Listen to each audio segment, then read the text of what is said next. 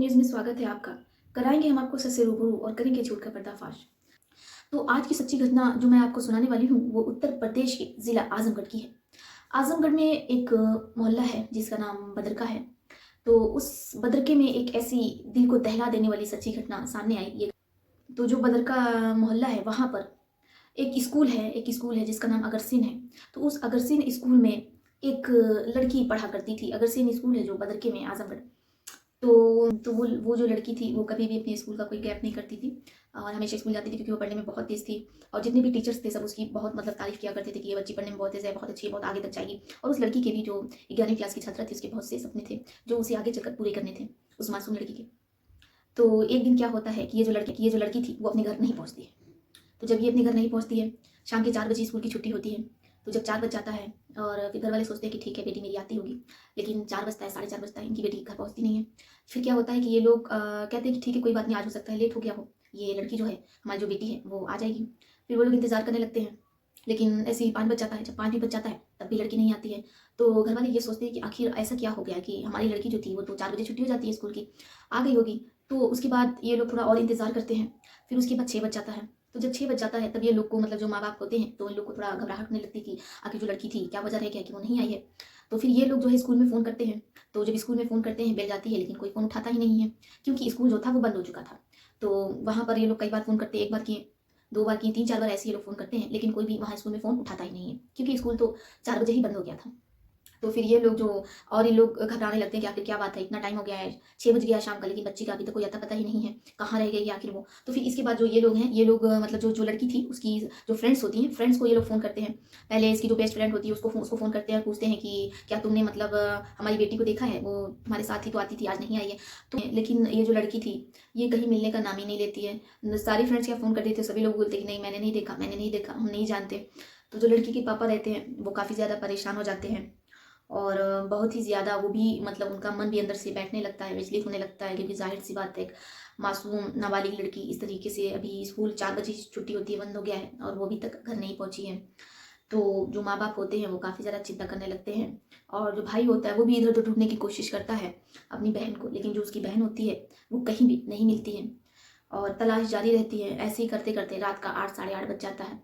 तो अब वो समझ चुके होते हैं कि कुछ घटना घटित हो सकती है मेरी लड़की के साथ, वरना इतना समय हो जाने के बाद अब तक तो मेरी लड़की कहीं भी गई होती, लौट आती। तो अब ये लोग पुलिस के पास गए और वहाँ पर थाने में इन लोगों ने एफआईआर लिखवाई कि देखिए साहब ऐसी-सी बात है, हमारी जो लड़की है वो स्कूल की छुट्टी 4 बजे होती है लेकिन अभी तक वो घर नहीं लौटी है।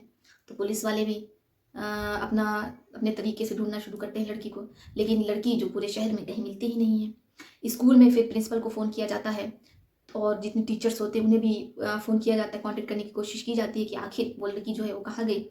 तो जो प्रिंसिपल होती हैं वो ये कहती हैं कि देखिए हमारे स्कूल की छुट्टी 4 बजे ही हो जाती है और जितनी जो लड़कियाँ होती हैं, जितने बच्चे होते हैं वो सभी 4 बजते ही, घंटी लगते ही अपने-अपने घर को चले जाते हैं।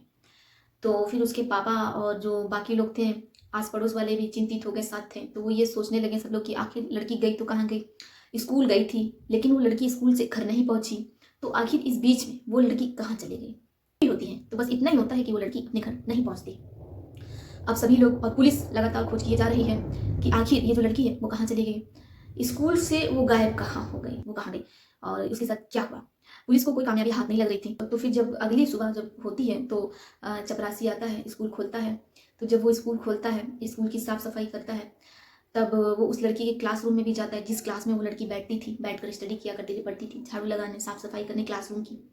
तो जब वो वहाँ जाता है, तब जब वो वहाँ का जो भयावह मंज़र और भयावह दृश्य देखता है, तब वो देखकर उस दौड़कर, चीख कर, चिल्लाकर वो बाहर निकल पड़ता है। और बाहर निकल पड़ता है, तो फिर वहाँ जो और आस-पास के लोग होते हैं और जो प्रिंसिपल होती हैं, जो उस वक़्त आ चुकी थीं, तो सभी लोग मिल कर के फिर जाते हैं और जब क्लासरूम सभी 8-10 लोग मिलकर जाते हैं, क्योंकि एक जो इंसान होता है उसके बस की बात नहीं थी कि वो क्लासरूम का वो भयावह दृश्य देख सके, वो मंज़र देख सके। तो सभी लोग मिल कर जाते हैं और जब सब लोग मिल कर के जाते हैं, तो जब क्लासरूम का वो भयावह मंज़र दृश्य देखते हैं, तो वो लोग का दिमाग जो होता है वो सन्न रह जाता है। जो पूरी दीवार थी क्लासरूम की पूरी दीवार, उस पर ऐसे पंजे के ऐसे-ऐसे पूरे पंजे के हर जगह पंजे के खून के निशान ऐसे लगे हुए थे, ऐसे-ऐसे जगह-जगह। क्लासरूम की वो भयावह दृश्य की मैं बस आपको इतना कहना चाहती हूँ कि क्लासरूम का कोई ऐसा कोना नहीं था जहाँ पर उस लड़की के फिंगरप्रिंट नहीं थे, ऐसे ऐसे उसके हाथों के निशान नहीं थे उस मासूम बच्ची के। काफ़ी चर्चे में रहा था ये उस समय, ये केस जो है बहुत चर्चे में रहा। ये आजमगढ़ अगर सेन स्कूल बहुत चर्चे में था। लड़की को देखकर वहाँ कई लोग बेहोश हो गए थे, क्योंकि इस इतनी बुरे तरीके से लड़की को मारा गया था, और जो लड़की थी उसको कितनी भयावह तरीके से और कितने दर्दनाक तरीके से उसे मारा गया रहा होगा। और वो अपने बचाव में जब वो छटपटाती रही होगी, तो वो अपने बचाव में जहाँ जहाँ उसको अपना निशान जो था, जहाँ जहाँ उसने सभी दीवारों पर अपना पूरा निशान ऐसे छाप छोड़ रखी थी, क्यों ये छाप ये जो हाथों की थी वो ये बताने के लिए थी कि इस मासूम सी लड़की को कितना प्रताड़ित किया गया है, कितना टॉर्चर किया गया है, और इसे कितनी बेरहमी से मारा गया। और फिर इस लड़की ने बचने की कितनी कोशिशें की, इस लड़की ने बचने की कितनी कोशिशें की हैं, लेकिन फिर भी वो नाकाम रही। क्या आप सोच सकते हैं कि किस आखिर उस लड़की के साथ ऐसा क्या हुआ था उसके स्कूल में, उसके क्लासरूम में? तो जो वो लड़की थी और वो खत्म हो चुकी थी, मतलब मर चुकी थी वो लड़की, लेकिन जो उसके संघर्ष की कहानी थी, वो जो इसको क्लासरूम की दीवारें थी वो दर्शा रही थी, वो बता रही थी कि कितना कितना घिनौना कृत्य और कितना भयावह और मन को विचलित कर देने वाला जो कृत्य है वो किसी भक्षक के द्वारा यहाँ पर किया गया है। तो अब सभी लोगों के मन में ये चल रहा था कि आखिर ये लड़की जो है ये स्कूल में बंद कैसे हुई, ये लड़की आखिर स्कूल में कैसे रही, और ये क्लासरूम में कैसे आई, और क्लासरूम में आई तो आई थी लेकिन फिर इसके साथ ये इसको कौन मार डाला, इसके साथ ऐसा क्या हुआ कि इसके पूरे मतलब पूरे दीवार पर इसके जो पंजे के निशान ऐसे पूरी दीवार पर बने हुए हैं, और इतना पूरे मतलब जगह जगह उसके छींटे पड़े हुए हैं। तो सभी लोग ये बस हैरान थे कि आखिर इसके साथ हुआ क्या। तो फिर उस पुलिस आई, पुलिस को बुलाया गया। लड़की के माता पिता को तो अंदर नहीं आने दिया गया, क्योंकि वो अपने इस तरीके से अपनी लड़की का, और माँ जो थी वो काफ़ी क्लासरूम के बाहर काफ़ी चीखती चिल्लाती रही, लेकिन उन्हें अंदर नहीं जाने दिया गया, क्योंकि एक माँ तो सहन नहीं कर सकती कि इस तरीके का जो कृत्य है वो उसकी बेटी के साथ हुआ है। जब पुलिस आई तो उसका भी दिमाग सनक गया, उसका भी दिमाग एकदम फिर गया कि आखिर ये जो लड़की है वो क्लासरूम में कैसे आई और ये स्कूल में कैसे रह गई। पुलिस भी जो है सवालों के जवाब तलाशने लगी, लेकिन उसे मिल नहीं रहा था। फिर जांच आगे बढ़ी, उस लड़की के साथ जो क्लास में लड़कियां पढ़ती थी, जब उनसे पूछताछ हुई तो पूरा पुलिस ने डिटेल में उनसे लड़कियों से पूछताछ की। तो पूछताछ करने में ये पता चला, तो पुलिस ने पूछा कि आखिरी बार तुमने इस लड़की को कब देखा था और कहाँ देखा था और किस कंडीशन में देखा था, किस हाल में देखा था। तो जो उसके क्लास की लड़कियां बताने लगी, तो वो ये कही कि आखिरी जो पीरियड चल रही थी, तो ये जो मेरी फ्रेंड थी, मतलब जिस लड़की की डेथ हो गई, तो वो जो है वो वहाँ पर सो गई थी, क्लास में वो सो गई थी। तो जब बेल लगी है तो हम लोगों ने इसको कहा भी कि चलो छुट्टी हो गई है, चलो घर चलते हैं। तो हमें लगा कि ये आ जाएगी, लेकिन लगता है कि ये सोई रहेगी और ये घर नहीं है। चलिए बात यहाँ तक तो क्लियर हुई, ठीक है, कि उसकी नींद लग गई और वो घर वापस नहीं गई। और सहेलियां भी ऐसी थी कि जब छुट्टी हो गई है, आज हो सकता है ये नहीं उठे, तो हम इसे उठाकर ही ले जाएं। जब उस लड़की की जो नींद खुली, तो जब उस लड़की की नींद खुली तो उसने देखा कि ये तो मतलब शाम के 5 साढ़े 5 या 6 बजने वाले हैं, अंधेरा पूरा मतलब हल्का हल्का हो चुका था, लेकिन पूरा अंधेरा नहीं हुआ था, ठीक है। तो तब ये लड़की जो इसकी नींद खुली, अरे स्कूल में इतने बड़े स्कूल में कोई कहीं नहीं दिख रहा, क्लास में कोई नहीं है, तो अभी स्कूल में एक बंदा नहीं, पूरे स्कूल में कोई एक लड़की नहीं, कोई नहीं, स्कूल पूरा बंद। तो ये लड़की काफी ज्यादा डर गई, और डर कर ये लड़की इधर उधर भागने लगी, दौड़ने लगी अपने क्लास के बाहर निकली, मतलब जो मैदान होता है फील्ड, वहां पर वो लड़की गई। वहां पर भी वो लड़की काफी निकलने की कोशिश की, लेकिन कोई रास्ता उसे नहीं मिला। और ये गेट पर भी गई, उसका जो गेट था वो पूरा लोहे का था, लोहे का, और उसमें एक इतना सा सुराग भी नहीं था कहीं। पूरा स्कूल का गेट कितना बड़ा था, तो वो पूरा जो गेट था वो पूरा लोहे का इतना बड़ा ऐसे गेट था, और पूरा मतलब वो पैक था नीचे से भी, यहाँ तक कि नीचे से भी उसकी कोई जगह नहीं थी, नीचे से अपना हाथ ऐसे निकाल सको, एकदम एकदम पैक, इतना सा भी उसमें सुराग नहीं था, इतना से। तो ये दुर्भाग्य रहा कि गेट ऐसा था। फिर लड़की वो गेट पर भी गई, आवाज भी दे रही थी, लेकिन जो अगरसेन स्कूल है वो बिल्कुल रोड पर है, मेन रोड पर है। और मेन रोड पर होने के बाद स्कूल के गेट पर जब कोई खड़ा रहेगा, तब तो वो सुनेगा कि हाँ लड़की कोई अंदर से चीख रही है, बचाओ बचाओ कह रही है, निकालने को कह रही है। और एक तो वो रोड पर था, और उस पर से एकदम लोहे का पूरा पैक था, इतना सा भी सुराग नहीं था। तो लड़की गेट पर भी गई, काफी कोशिश की बाहर निकलने की, लेकिन लड़की बाहर नहीं निकल पाई।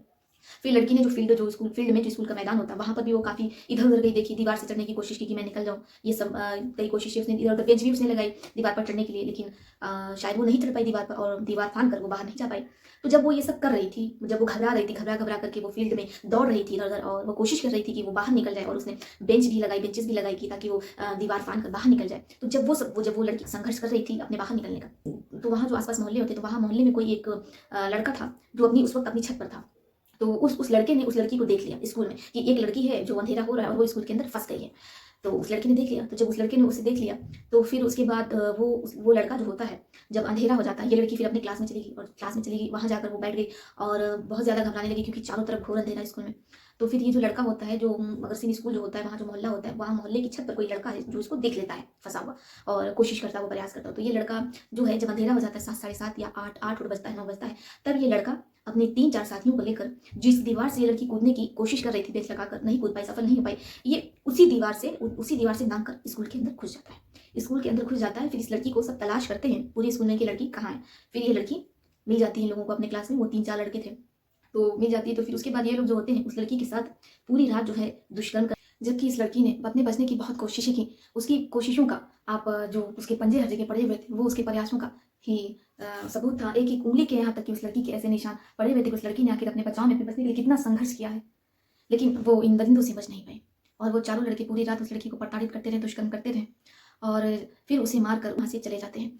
और सबसे बड़ी बात यह है कि उन लड़कों पर आज तक कोई कार्रवाई नहीं हुई, कोई केस ही नहीं चला, क्योंकि जो लड़की के माता-पिता थे वो बदनामी के डर से उन लड़कों पर कोई केस नहीं किए और उन लड़कों पर आज तक कोई कार्रवाई नहीं हुई और उन लड़कों को आज तक जो 4 लड़के थे, उन लड़कों को आज तक कोई सज़ा नहीं मिली और उस मासूम लड़की को आज तक इंसाफ नहीं मिल पाया, जिसके साथ इतनी हैवानियत दिखाई गई,